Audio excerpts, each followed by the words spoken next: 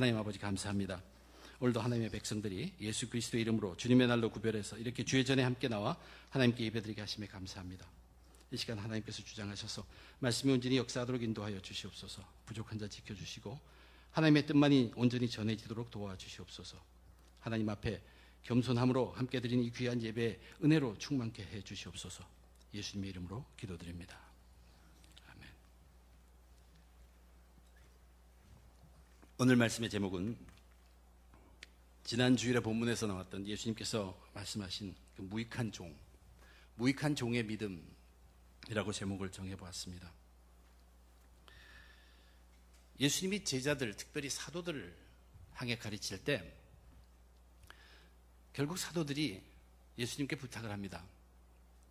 우리의 믿음을 더 크게 해주십시오.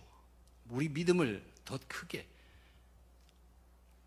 믿음을 더하게 해주소서라고 부탁했습니다. 그때 예수님께서 종의 얘기를 해요. 한 종의 얘기를 합니다. 근데 그 종은 마땅히 돼가야 할 것도 당연히 하고 또 특별하게 주어진 일도 열심히 다 감당합니다. 그 종의 이야기를 한 뒤에 예수님께서 뭐라고 하냐면 너희들은 어떤 종이 되어야 하느냐. 그렇게 일을 다 감당하고도 너희 스스로는 무익한 종이라고 고백할 수 있어야 한다. 그런 종이 되라라고 얘기했습니다. 정말 요새 우리의 모습으로 본다면 어떻게 보면 학대당할 만큼 일을 하는 종입니다. 그럼에도 불구하고 그 종은 자기 스스로는 아무 가치 없는 쓸모없는 종이라는 고백이 너희들에게 있어야 하는 그런 믿음을 요구하신다고 예수님께서 말씀하신 것입니다. 이것이 어떻게 가능할까? 그 큰 일을 다 해놓고서도 자기가 다 순수해놓고서 자기 스스로는 정말로 나는 가치 없는 종이다 라고 고백할 수 있는 그것이 어떻게 가능할까? 근데 그것이 가능하다고 이제 누가는 한 예를, 한 사건을 오늘 본문에서 저희들에게 보여주고 있습니다. 예수님께서는 이를 악물고 견디어서 그러한 일을 해내고 그뿐만 아니라 너희 스스로는 또 자기를 낮추고 그것을 요구하는 것이 절대 아닙니다. 남은 일을 악물고 할지 몰라도 그런 일이 스스로 즐겁고 마땅히 하게 될 뿐만 아니라 그것을 다 이루고 나서도 스스로 자기는 무익한 종이라고 즐거이 분명히 얘기할 수 있는 그 믿음을 주님은 소개하고 있습니다. 진정 스스로 자신을 무익한 종이라고 고백할 수 있는 믿음, 그것이 이제 오늘 말씀의 제목 무익한 종의 믿음의 의미입니다. 그런데 예수님께서는 그 믿음을 기대하시고 인정하셨습니다. 오늘 본문에 보면 그 한 사람에게 예수님께서 이렇게 말씀하십니다. 일어나 가라. 내 믿음이 너를 구원하였느니라. 예수님께서 분명히 인정하시고 칭찬하시고 축복하신 믿음입니다. 오늘 본문 그 사건의 내용 그 자체는 조금도 어렵지 않습니다. 이해하기 굉장히 쉽습니다.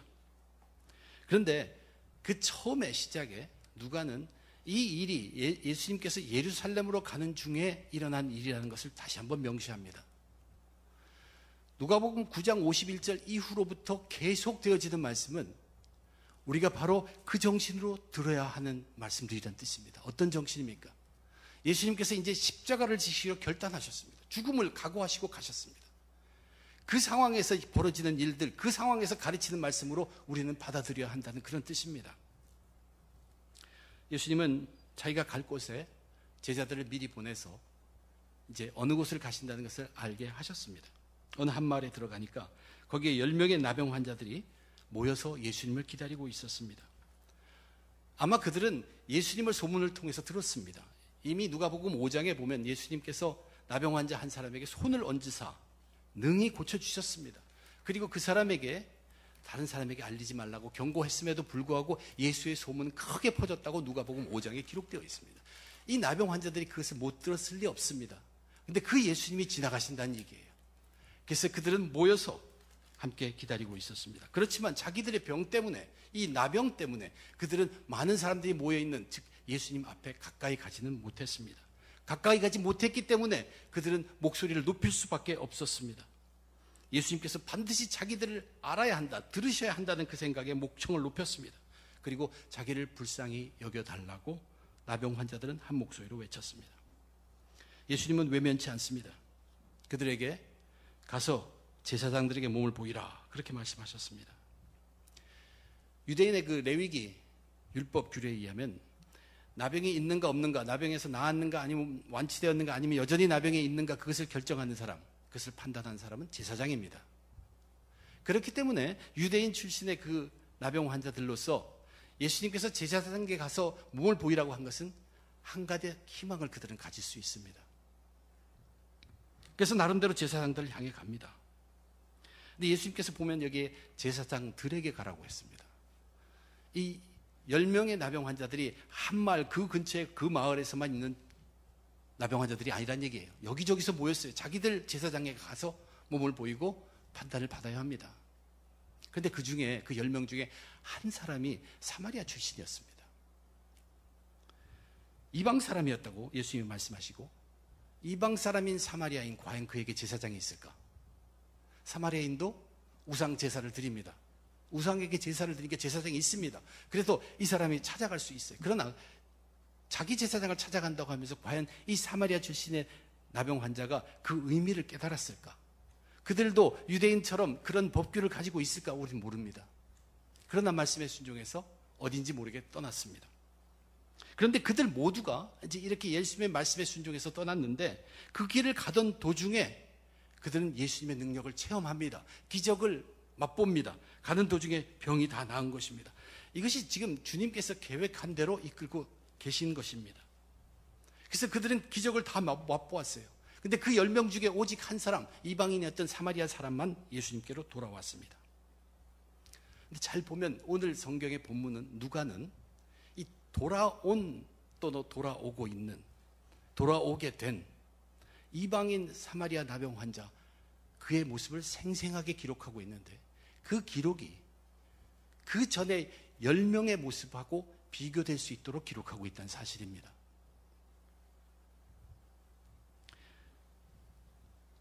돌아온 이 이방 사마리아인 이 사람의 모습은 완전한 믿음의 모습이었습니다.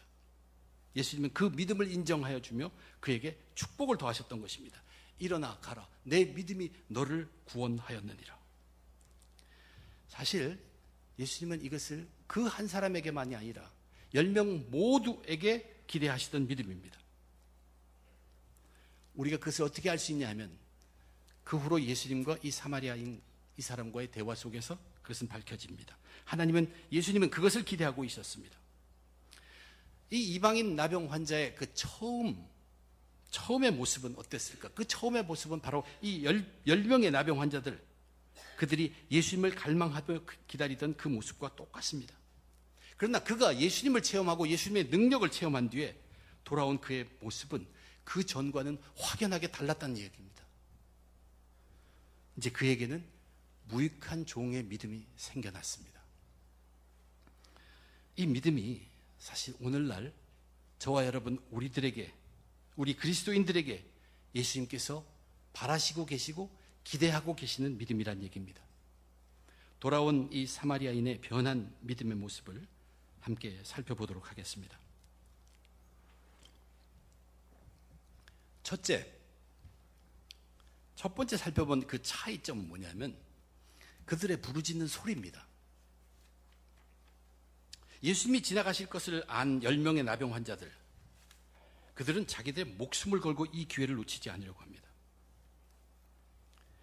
이러한 그들의 모습, 내가 이 기회를 놓치면 안 된다는 그것은 우리 지금 오늘날 믿음의 사람들이 본받아야 할 행위입니다. 그들은 예수님께 목숨을 걸었습니다. 저분이 우리를 건져줄 사람이다. 나병이 나야만 사회로 환원될 수 있고, 그들 나름대로 이제 사람다운 생활을, 사람답게 살 수 있다는 그런 생각이 들었습니다. 그래서 죽기 살기로 이 기회를 놓치지 않으려고 달려든 것이에요. 이들은 예수님에 대해서 그냥 호기심을 가지고 온 사람들이 아니란 얘기입니다. 평생을 이렇게 따로 격리되어 사다가 죽어야 하는가? 아니면 이 기회에 예수님을 통해서 나병을 치료받고 가족과 함께 사는가? 이런 엄청난 차이가 그들 앞에 놓여 있는 순간입니다. 그래서 그들은 목소리를 높였어요. 소리 높여 예수님을 불렀습니다. 예수님께서 반드시 우리의 소리를 들어야 한다는 그 바람으로 목청을 높였어요. 우리 이것은 본받아야 할 그들의 믿음입니다.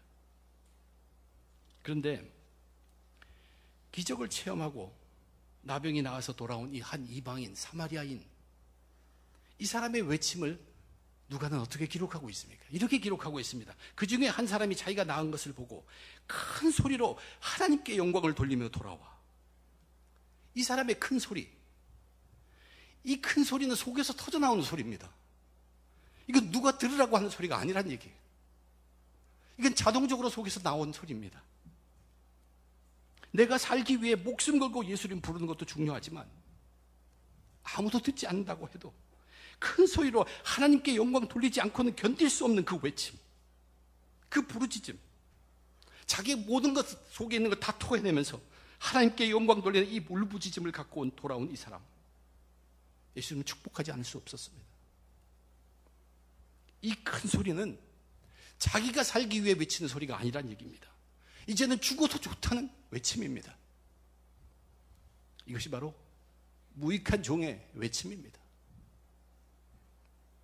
이 큰 소리에는 말로 다 표현할 수 없는 엄청나게 놀라운 것들, 엄청나게 많은 것들을 인정하는 고백이 담겨 있는 소리예요. 창조주의 하나님, 살아계신 하나님, 내 머리털 수도 세시는 하나님, 그 하나님을 이 사마리아인은 체험하고 그 체험을 표현할 길이 없어서 울부짖으며 그것을 토해낸 것입니다. 누가 들으라고 외친 것이 아니에요. 하나님이 너무 커요. 하나님이 너무 높아요. 하나님이 너무 좋아요. 외치지 않고는 견딜 수 없다는 얘기예요. 하나님이 들으시라고 외친 것도 아닙니다. 그런데 하나님은 다 들으시고 계시죠. 이 사람은 하나님 앞에서의 자기의 존재는 없는 존재인 존재라는 것입니다. 그래서 스스로 무익한 종으로 고백할 수밖에 없는 그의 믿음입니다. 하나님의 영광을 위한다면 자기는 죽어도 좋다는 신앙입니다. 바로 예수님은 이 신앙, 이 믿음을 그 모든 10명의 나병 환자들에게서 기대하고 있었습니다. 이 이방인 외에는 하나님께 영광을 돌리러 돌아온 자가 없느냐. 모두가 이 영광을 가지고 돌아오기를 원하셨던 것입니다. 오늘날 믿음의 사람들은 생각해 봐야 합니다. 우리가 믿음의 여정을 살아가는 동안에 우리는 분명히 고백합니다. 예수님 없이는 살 수 없습니다. 고통의 때, 고난의 때 예수님 붙들고 그 힘을 의지하면 예수님께 아뢰고 살아갑니다.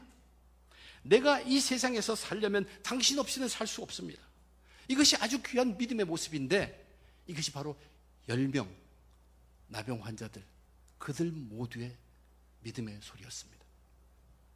이것도 아주 귀한 믿음이기 때문에 예수님께서 살기 위해 몸부림치는 그들의 병을 다 고쳐주셨습니다. 오늘날 많은 그리스도인들이 예수님 붙들고 고통을 호소할 때 예수님께서 들어주십니다. 그런데 그들 중에 한 사마리아인은 이제는 하나님의 영광을 위해서라면 죽어도 좋다는 믿음으로 변하여 돌아온 것입니다. 스스로 무익한 종이 되려고 주인 앞에 돌아온 것이에요. 우리들의 믿음도 그렇게 변해가야 합니다. 내가 살기 위한 믿음이 아니에요. 내가 살기 위한 믿음보다도 하나님의 영광을 위해서 죽어도 좋다는 믿음으로 변해가야 할 저와 여러분 우리들의 그리스도인의 여정입니다. 그것이 바로 무익한 종의 믿음입니다.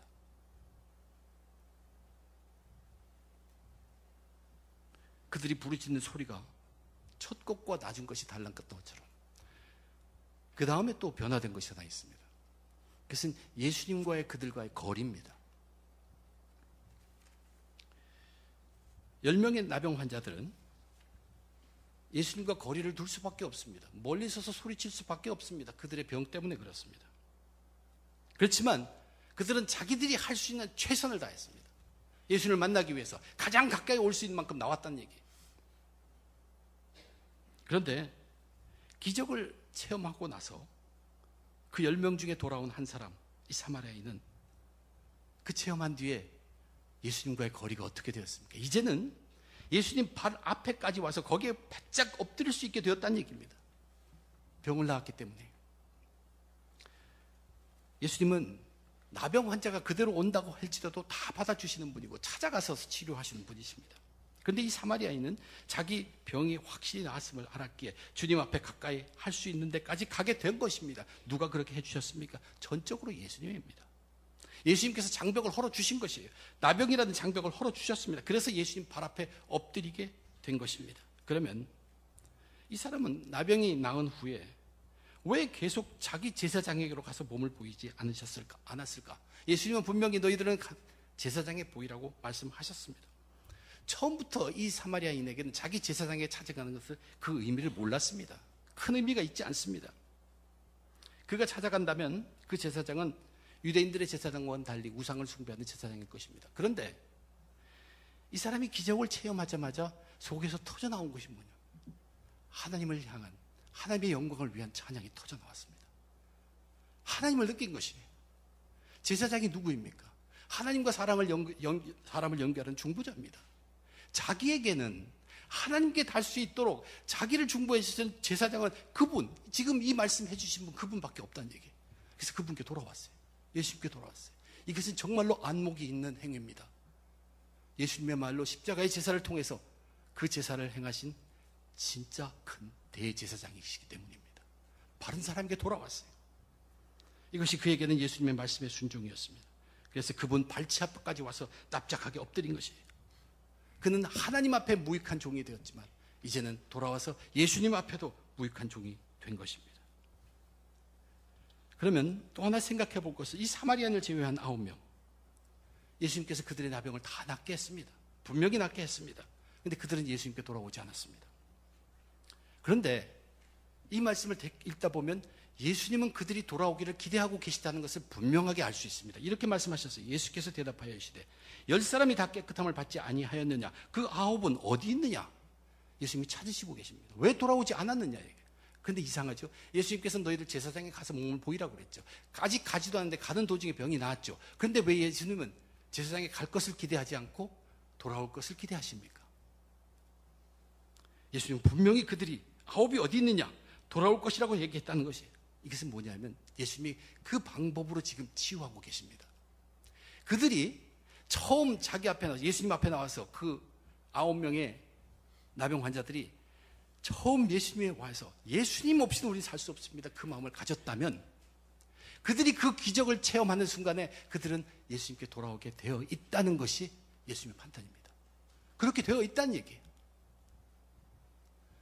그런데 그들의 현실이 어떻습니까? 그들에게는 이제 또 하나의 길이 열렸어요. 그들이 기적이 일어나는 순간 와, 그 사람이 뭐라 그랬지? 그리고 그 예수란 분으로 돌아가고 싶지만 자기 앞에 또 한 사람이 나타났어요. 제사장입니다. 지금까지 자기가 처음 예수님에 나올 때는 예수님만이 유일한 희망이었어요. 근데 다 낫고 나니까 예수님보다는 제사장이 자기들의 희망이 된 것이에요. 그래서 제사장에 쫓아가게 됩니다. 일단 제사장에 가면 다시 돌아오지 못합니다. 그것이 아마 이 9명의 그들의 여정이었을 것입니다. 분명히 놀랐습니다. 그러나 예수님께서 그들에게 말한 그 제사장에 가라 몸을 보이라는 그 말씀이 오히려 그들에겐 핑계가 됩니다. 그것을 위로로 삼습니다.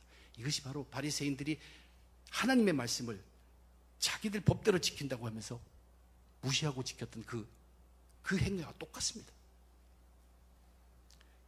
그리고 결과적인 현상만 보면은 이제 9명 그들은 예수님으로부터 아주 멀어져 버렸습니다.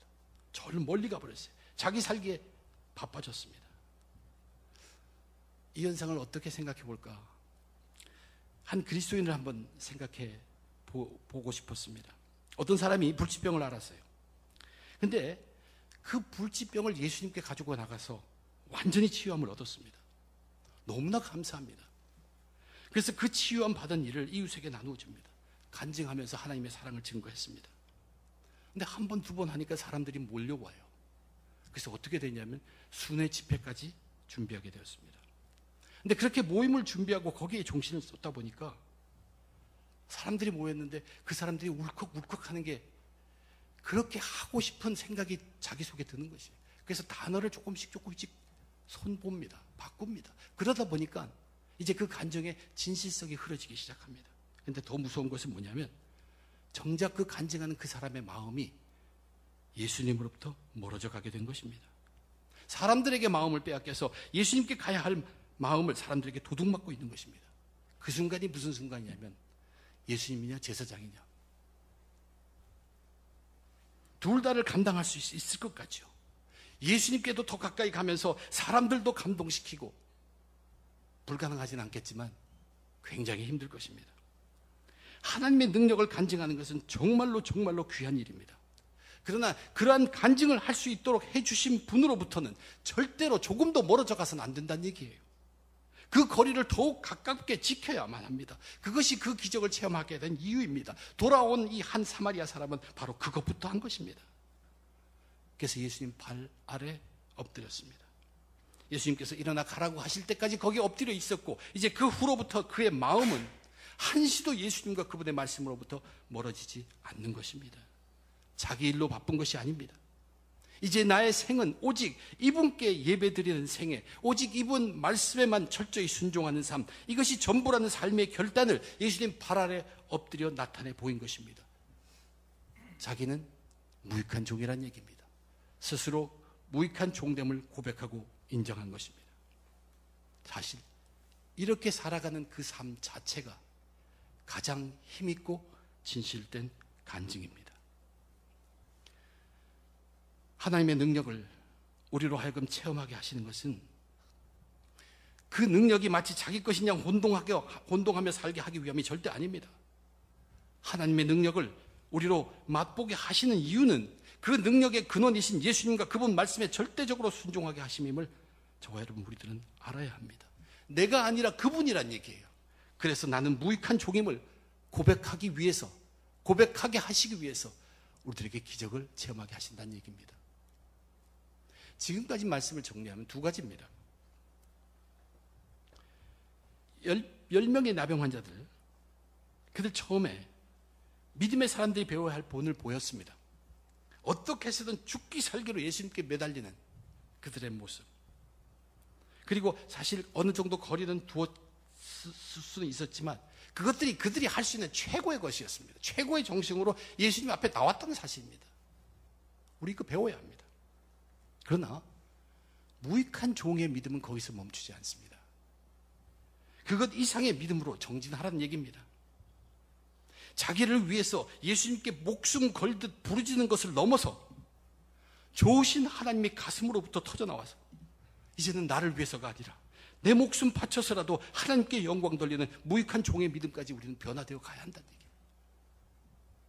그리고 내가 할 수 있는 범위 내에서 최선을 다해서 예수님께 나오는 거기에 만족하지 말고 모든 장벽을 허물 수 있는 예수님을 믿고 예수님 발 아래 엎드리는 삶을 사는 무익한 종의 믿음까지 변화되어 가야 한다고 주님께서는 우리들에게도 지금 경고하고 계십니다. 이 첫 번째와 두 번째 이 차이점, 세 번째로 살펴볼 것은 뭐냐면 그들의 태도입니다.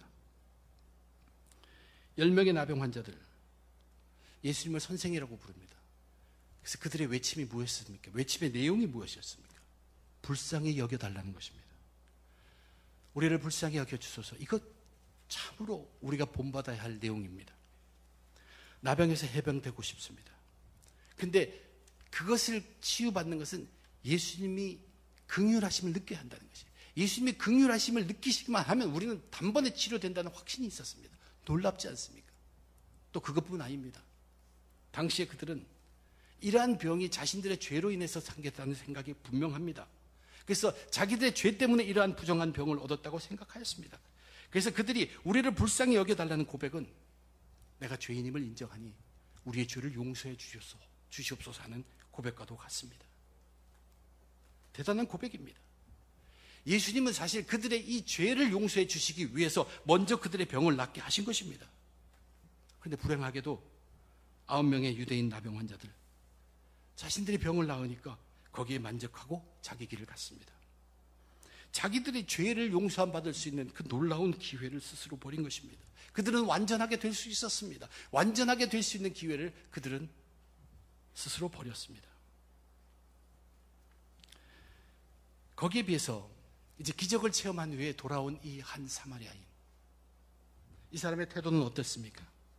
자기를 불쌍히 여겨달라는 그도 그 전 고백을 했던 사람입니다. 근데 이제 그대의 태도는 예수님께 감사하는 태도입니다. 간구의 태도에서 감사의 태도로 바뀌었습니다. 이렇게 말합니다.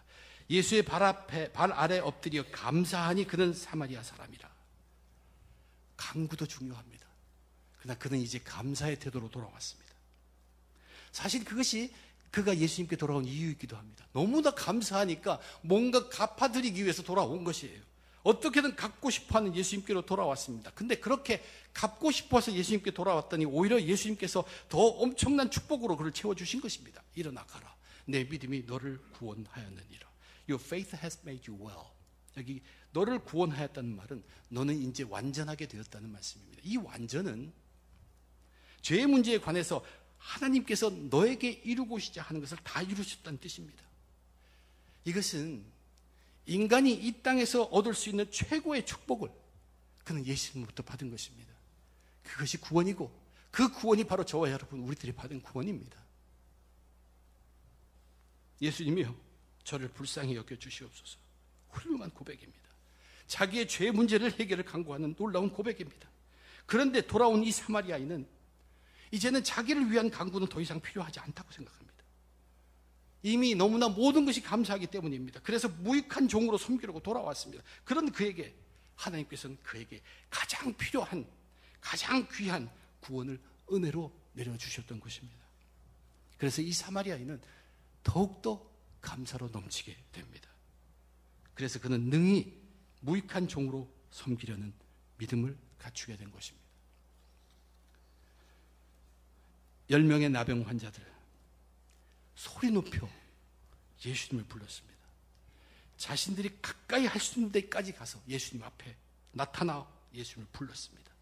그리고 자기들을 불쌍히 여겨달라고 예수님께 간구하였습니다. 정말로 잘한 것입니다. 놀랍게 잘한 것입니다. 그래서 그들은 나병에서 완전히 깨끗하여지는 기적의 주인공들이 다 되었습니다. 그런데 예수님께서 기대하시는 믿음은 거기서 그치는 믿음이 아니었습니다. 자기가 살기 위해 예수님을 목청 높여 불렀던 것처럼 이제는 기적의 주인공이 된 후에는 마음에서부터 터져나오는 하나님의 영광을 위한 큰 소리가 있는 죽든지 살든지 하나님 영광을 위해 사는 스스로 무익한 종이 되기를 예수님은 바라시고 계십니다. 현실의 장벽이라는 것 때문에 자신의 최선이라면서 거기에 그치는 삶이 아니라 어떠한 장벽도 능히 허무시는 예수님을 믿고 기적의 주인공이 되어서 오직 예수님을 의지하고 말씀에 순종하는 예수님 발 아래 엎드리는 삶을 그렇게 살아가는 스스로 무익한 종으로 변화되기를 예수님은 명령하고 계신 것입니다. 그리고 고백하고 간구하는 삶을 계속하면서도 다가온 하나님의 은혜를 외면할 것이 아니라 기적의 주인공답게 이미 감사함이 넘치는 삶 속에 은혜가 더욱 풍성한 삶을 사는 이제는 자기 유익을 굳지 않는 스스로 무익한 종이 될 것을 하나님은 바라시고 계십니다. 오늘날 저와 여러분이 살아가고 있는 이 세상은 자기 스스로를 무익한 종이라고 고백한 자를 바보라고 취급합니다. 그러나 스스로 무익한 종은 하나님께 신실한 종이며 스스로 무익한 종은 예수님의 능력으로 사는 종이며 스스로 무익한 종은 성령의 은혜 가운데 사는 종입니다. 하나님의 영광을 위해 예수님의 발 아래 엎드려서 성령의 은혜에 감사하는 스스로 무익한 종들로 다 변화되어 가시는 저와